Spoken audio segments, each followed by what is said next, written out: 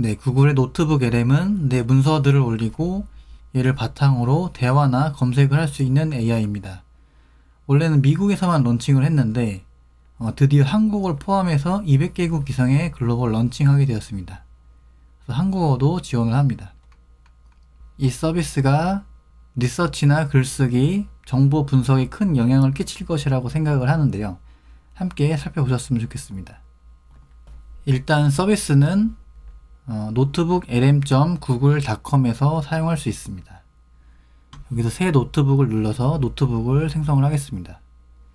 그래서 올릴 수 있는 형식은 이제 구글 드라이브 파일, PDF 파일, 텍스트 파일, 그리고 복사된 텍스트, 그리고 웹사이트 페이지 URL입니다. 그래서 링크를 붙여 넣을 수가 있고요. 일단 저는 매주 틸러트 이메일 구독자분들께 뉴스레터를 보내고 있는데요.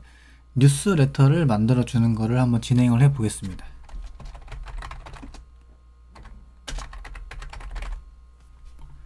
그래서 이 뉴스레터 형식을 보시면은 이렇게 매일 쓴 글들을 정리를 해서 보내주는 형태인데요.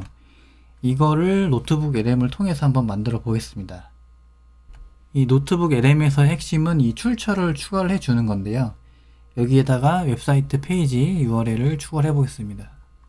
네, 이렇게 썼던 웹페이지를 복사해서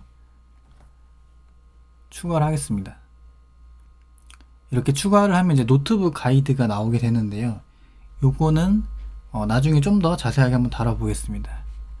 일단은 웹사이트 URL들을 출처로 다 추가를 해주고요. 그리고 요거는 텍스트를 붙여갖고 한번 추가를 해보겠습니다.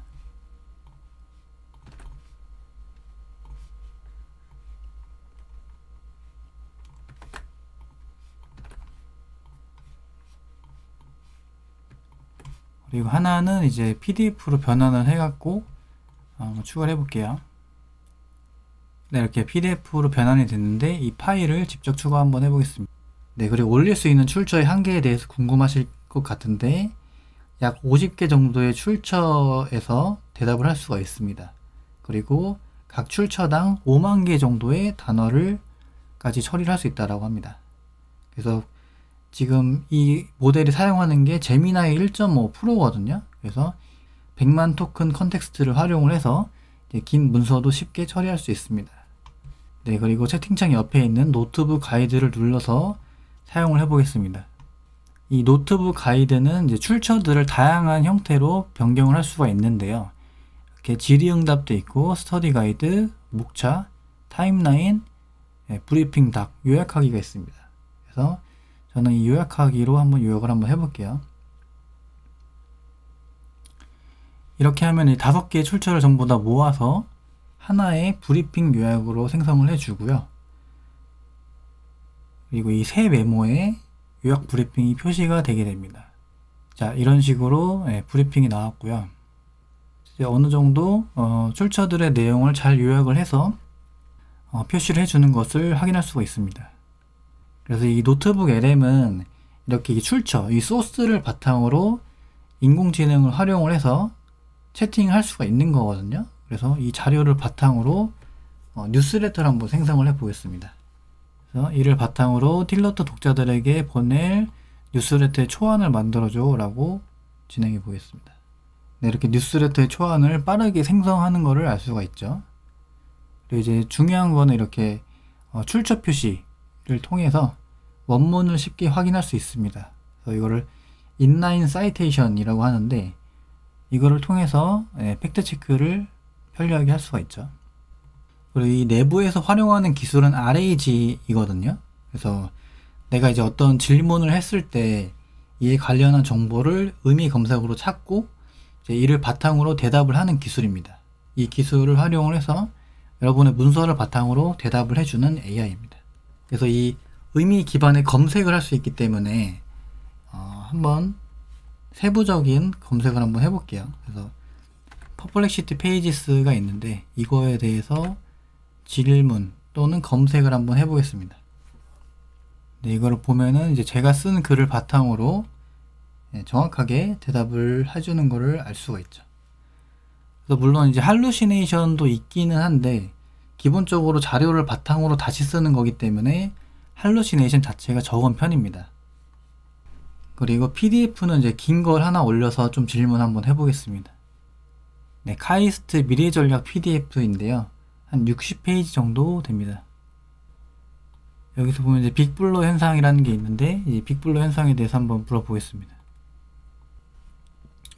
네, 빅블러 현상은 이제 산업 간 경계가 모호해지는 현상인데, 이 PDF를 바탕으로 잘 대답을 해주는 것을 볼 수가 있죠. 그래서 이제 기본적으로 이제 노트북의 램을 한번 사용을 하는 법을 같이 살펴봤고요. 중요한 거는 이걸 어떻게 활용하느냐에 대한 활용 사례거든요. 그거를 살펴보고 마치겠습니다. 베스트셀러 작가 월터 아이작슨이라는 사람이 있는데, 이 사람은 이제 노트북 LM을 활용을 해서 이제 마리 퀴리 부인의 일기를 전부 분석을 하는데 활용을 했다고 하죠. 그리고 이분은 이제 어떤 지역에 대한 모든 정보를 모아갖고 그 지역의 뉴스레터를 만들었고요. 하이퍼 로컬 뉴스레터를 만들었고요. 비영리 단체들에서는 이제 어떤 자료들을 모은 다음에 보조금 제안서를 작성을 하는데 정보를 취합하는데 활용을 했죠. 그리고 마지막으로는 이제 롤플레잉 게임 팬들이 던전 앤 드래곤 같은 이제 게임에서 어떤 세계관이나 세부 사항을 같이 정리하는데 활용을 하기도 했다라고 합니다. 그래서 저는 이게 리서치나 자료 분석, 글쓰기에 있어서 큰 영향을 끼칠 거라고 생각을 하는데요. 이제 논문을 쓸 때도 가장 골치 아픈 게 출처 관리잖아요. 이때도 유용할 것 같습니다. 그리고 글쓰기를 할 때도 초안을 생성할 때 많이 활용을 할 것 같고, 이제 업무를 할 때 특정 목적에 맞게 정보를 뽑아내거나 할 때 활용이 가능할 것 같습니다. 이런 정보 합성이나 RAG는 우리의 생산성에 큰 영향을 끼칠 수 있는 키워드니까 꼭 기억을 해 주셨으면 좋겠습니다. 여러분의 상황에 맞게 한번 활용해 보시기를 바라면서 마치겠습니다. 감사합니다.